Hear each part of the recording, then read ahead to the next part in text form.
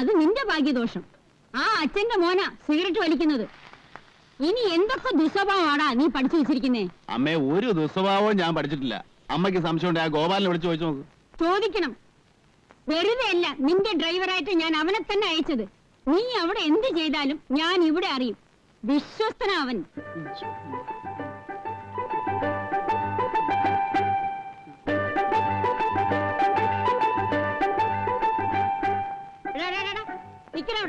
എന്തോന്നാടാ എന്നെ കണ്ടോണ്ട് അവിടെ ഒന്ന് പരുങ്ങുന്നു? ഒന്നുമില്ല, കൊച്ചമ്മയ്ക്കൊരു ശല്യാവണ്ടെന്ന് കരുതി പോയതാ. ആ, എനിക്ക് നിന്നോട് ചില കാര്യങ്ങൾ ചോദിക്കാനുണ്ട്. നീ ഇങ്ങോട്ട് കയറിയിരിക്കെ. അയ്യോ, ഞാനിവിടെ നിന്നോളാം. കൊച്ചമ്മയുടെ മുന്നിൽ ഇരിക്കാനുള്ള കുരുത്തക്കേട് ഗോപാലിനില്ലേ?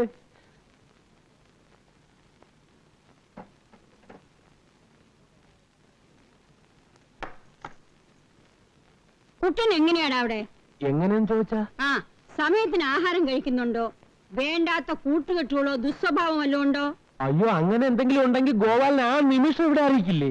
ആ, ചിലര് പറയണത് കേൾക്കുമ്പോ സത്യം പറഞ്ഞാൽ എനിക്ക് രോമാഞ്ചം ഉണ്ടാകാറുണ്ട്. സാറിന് ഇത്രയും നല്ല സ്വഭാവവും പെരുമാറ്റവും ഒക്കെ കിട്ടിയത് സാറിന്റെ അമ്മയുടെ മിടുക്കൊണ്ടാണെന്ന ആളുകൾ പറയണത്. അവനെ ഞാൻ വരച്ച വരയിൽ നിർത്തി വളർത്തിയതാ. ഗോപാലിനറിയോ, 5 വയസ്സിൽ അവന്റെ അച്ഛൻ മരിച്ചതാ. അമ്മയും അച്ഛനുമായിട്ട് ഞാനേ ഉണ്ടായിരുന്നുള്ളൂ. ഇന്ന് വരെ എന്റെ ഒരു വാക്ക് അവൻ മറികടന്നിട്ടില്ല. എന്നാലും നിന്റെ ഒരു കണ്ണ് എപ്പോഴും അവന്റെ അടുത്ത് വേണം. ആ, എപ്പോഴാ ദുർബുദ്ധി തോന്നുന്നെന്ന് അറിഞ്ഞൂടാ.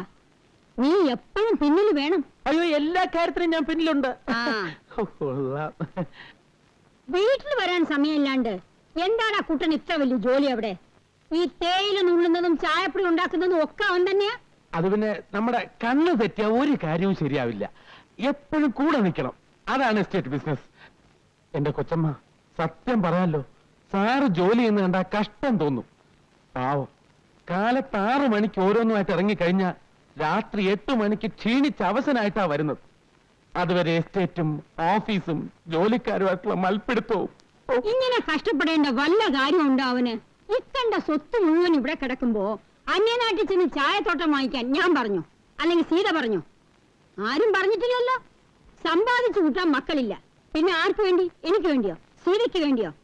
അവളുടെ കാര്യമാണെങ്കിൽ അതിലേറെ കഷ്ടം. പൂജയും വഴിപാടും വ്രതമായിട്ട് അതെങ്ങനെ? ആര് ചെയ്ത പാവോ എന്തോ. ഒരു തലമുറ ഇതോടെ അന്യം നിന്ന് പോകുമല്ലോ എന്റെ ഈശ്വര. ആരുടെ കാര്യം അമ്മ പറയുന്നേ? നിന്റെ കാര്യം തന്നെ. എടാ, 10-42 വയസ്സായി. ഇനിയെങ്കിലും വീട്ടിൽ അടങ്ങി ഒതുങ്ങി ഇരുന്നൂടെ നിനക്ക്? അയ്യോ, കൊച്ചമ്മ എത്ര വയസ്സാണ് പറഞ്ഞത്? 42. എന്റെ അമ്മോ. അമ്മ വെറുതെ പറഞ്ഞു എന്റെ വയസ്സനാക്കല്ലേ അമ്മേ. പിന്നെ നിനക്ക് എത്ര വയസ്സായി എന്നാ വിചാരം? 48 ജനുവരിയിൽ ഉള്ളതാ നീ. 90 ജനുവരിയിൽ 42 വയസ്സായി. നരച്ച മുടിയും മീശയും കറുപ്പിച്ചെന്ന് വെച്ച് നീ കൊച്ചു കുട്ടിയാവൂ? എന്ത് കേട്ടിട്ടാണ് ചിരിക്കുന്നേ? അമ്മ എന്തിനാ എന്നെ ഇങ്ങനെ നാണം കിടന്നേ? നമുക്ക് വേറെ ഒന്നും പറയാനില്ലേ? എടാ കുട്ട, എനിക്കോ വയസ്സായി. ഒരു കുഞ്ഞിക്കാല് കണ്ടിട്ട് മരിക്കണമെന്ന് ഒരു ആശ ഉണ്ടായിരുന്നു. ഇനി ആശിച്ചിട്ട് ഫലമില്ല. നീ ഇങ്ങനെ അന്യനാട്ടിൽ പോയി കിടക്കുന്നത് ശരിയല്ല. പോയില്ലെങ്കിൽ അവിടത്തെ കാര്യങ്ങൾ ആര് നോക്കും അമ്മേ? ആ നാശം ഒന്ന് വിറ്റു തൊലയ്ക്കണം. വിറ്റു തൊലയ്ക്കാനോ?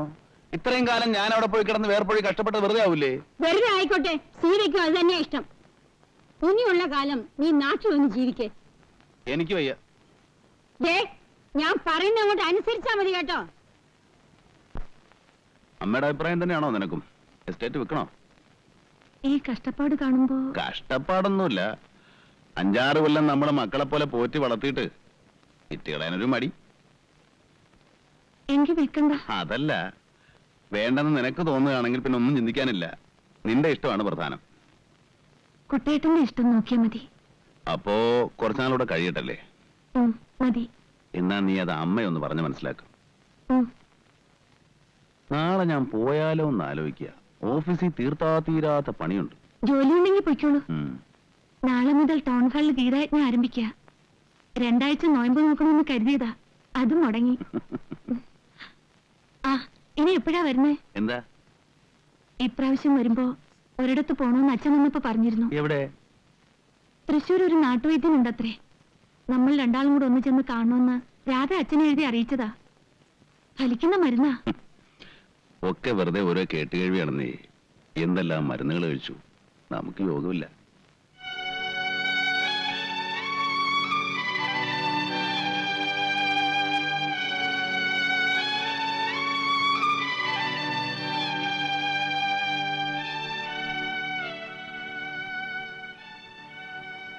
ഞാനൊരു കാര്യം ചോദിച്ചാ ദേഷ്യപ്പെടുവോ? പറയ്.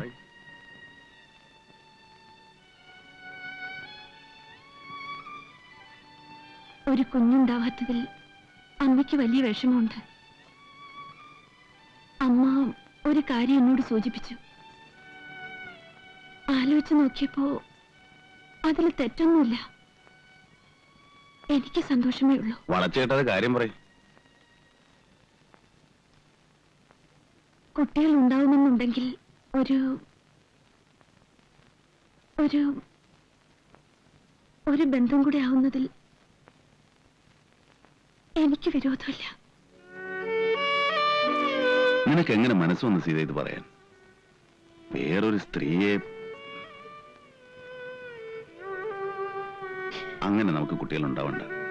നിനക്ക് ഞാനും എനിക്ക് നീ, അത് മതി. ഉം?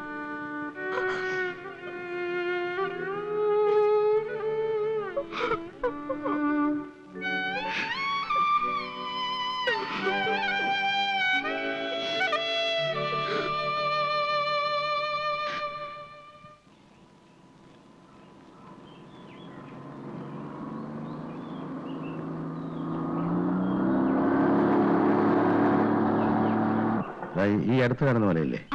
ഈ കാണുന്ന പോലെ തൊട്ടടുത്ത് കാണുന്ന അതിനപ്പുറത്ത്. അങ്കിളേ,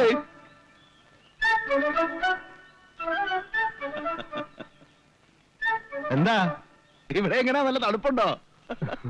ചൂടാ? ഇയാൾ എല്ലായിടത്തും ഉണ്ടല്ലോ. ഹ!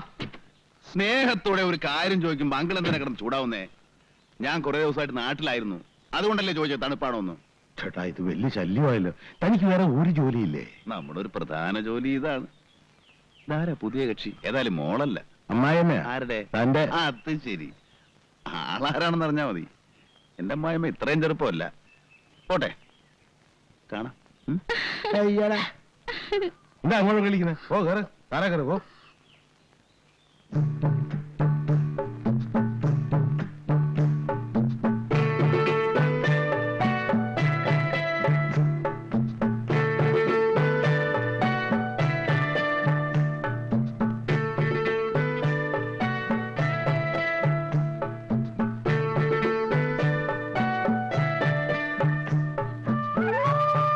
അതെ, വല്ല ഒത്തു കിട്ടിയോ? വളരെ മോശം. വെള്ളം കൊണ്ട് കുടിക്കാനില്ലെന്ന് പറയാറില്ലേ? എവിടെ നോക്കിയാലും ചവറ് പോലെ ഉണ്ട്, പക്ഷെ നമുക്ക് പ്രയോജനമില്ല.